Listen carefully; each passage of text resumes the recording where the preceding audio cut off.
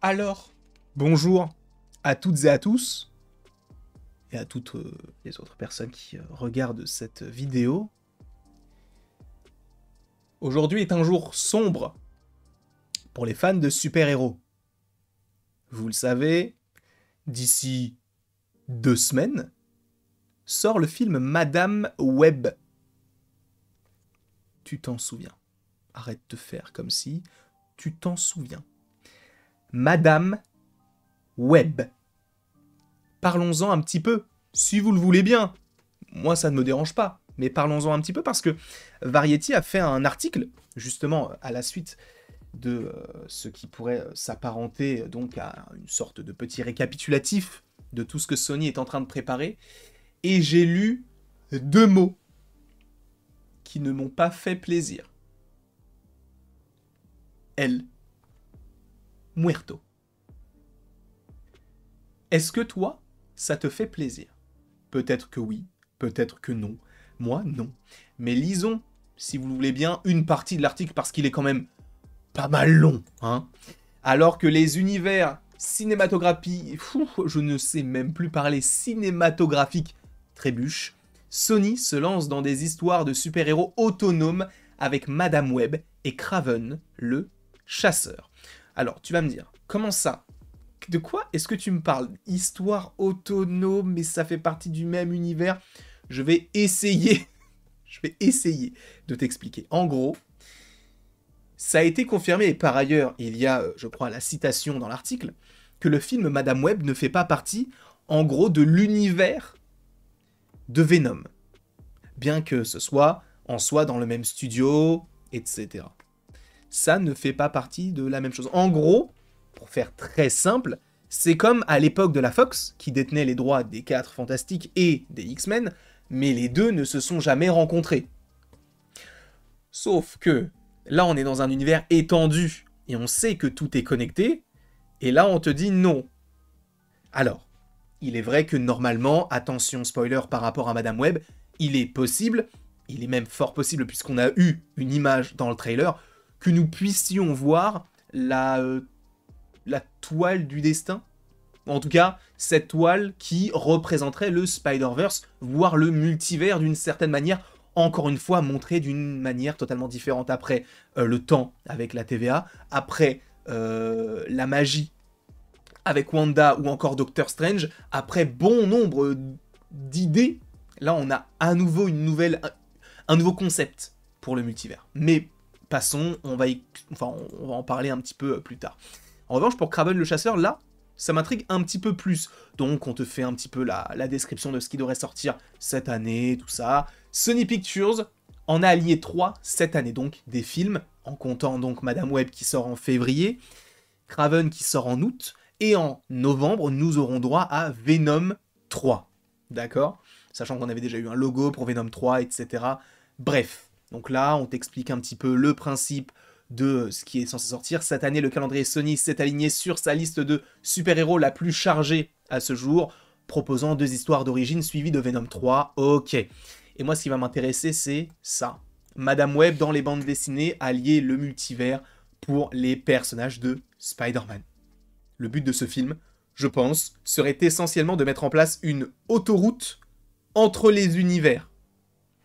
Ça veut dire que, si on prend le schéma, on a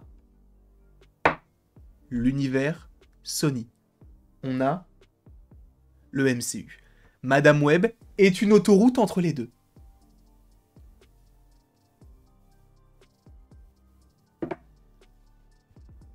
J'ai très peur. Même pas, en fait, non, c'est même pas de la peur. C'est que je m'en fous, en fait. Parce que si c'est en lien avec le multivers, d'accord. Mais que veux-tu raconter? Parce que je veux bien qu'on te tease le multivers, mais si jamais c'est en lien avec un personnage qu'on n'est pas censé forcément totalement revoir, ou en tout cas maintenant, ou dont on se fout, c'est un peu dommage. C'est vraiment dommage. Et ils le font la plupart du temps avec des personnages qui sont impactants. Wanda, Doctor Strange, Spider-Man, ils le font. Même en soi, le vautour, parce qu'on se posait la question, c'était impactant. Il y avait un débat derrière, il y avait des questionnements qui se posaient. Là, Si on te dit, bah en fait, Madame Web, c'est là. Là, il y a Sony, là, il y a Marvel Studios, et là, il y a Madame Web, là. Bah, ouais. Parce qu'en fait, le truc, c'est que je pense que s'ils avaient mis un petit peu plus de Spider-Man, ça aurait pu intéresser un minimum plus les gens. Là, je ne dis pas que le film ne va pas marcher. Il ne marchera pas. En tout cas, je ne pense pas. Je n'ai pas la science infuse, mais à mon sens, il ne marchera pas. Et étant donné qu'a priori, il y a même je crois, des estimations concernant le premier week-end, et il ferait moins que Morbius, c'est grave. Sachant qu'au niveau de la promo, c'est cataclysmique, on a eu que un trailer. Un seul trailer.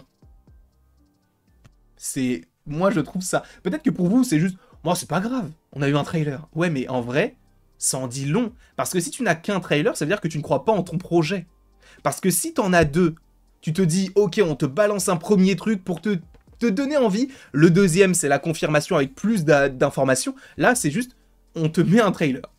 C'est tout, juste, et on voit comment les gens réagissent. Et tu vois, c'est aussi une manière...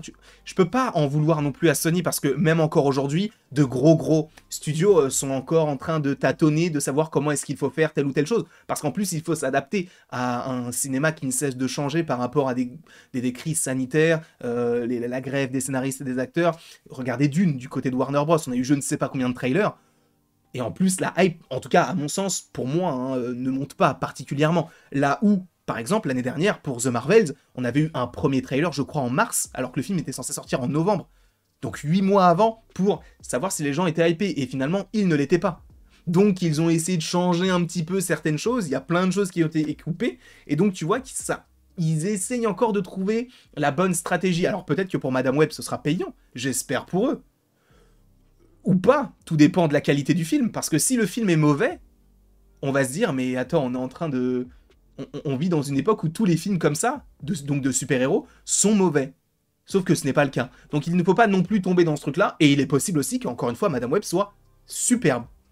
Possiblement un bon stand-alone, il n'y a pas de souci. Il n'y a pas de souci. Mais vous êtes là également pour du Morbius.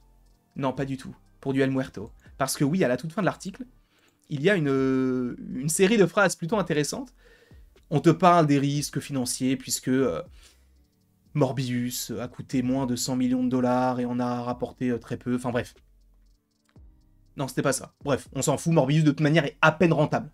Parce qu'il a coûté, je crois, un peu moins de 200 millions justement, mais il a dû rapporter, je crois, 150 millions.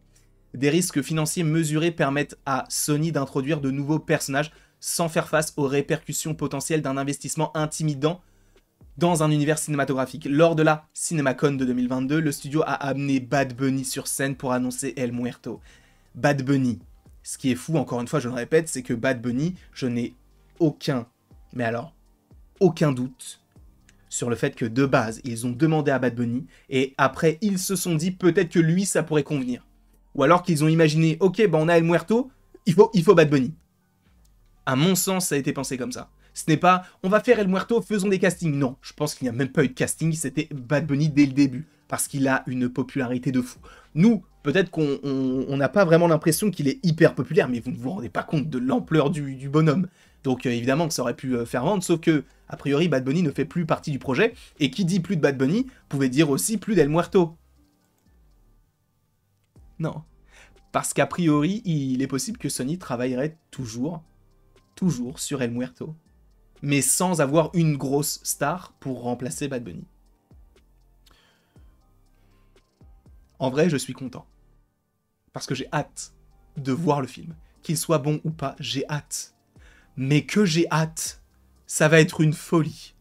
Bref, je vous remercie grandement d'avoir été présent ce soir pour cette petite vidéo. Ce soir, que dis-je, ce jour. Et après tout ceci, il ne me reste plus qu'à vous dire à la prochaine pour la prochaine. Et bien sûr, sachez que vous pouvez donc aimer, partager, commenter et vous abonner si ce n'est pas déjà le cas.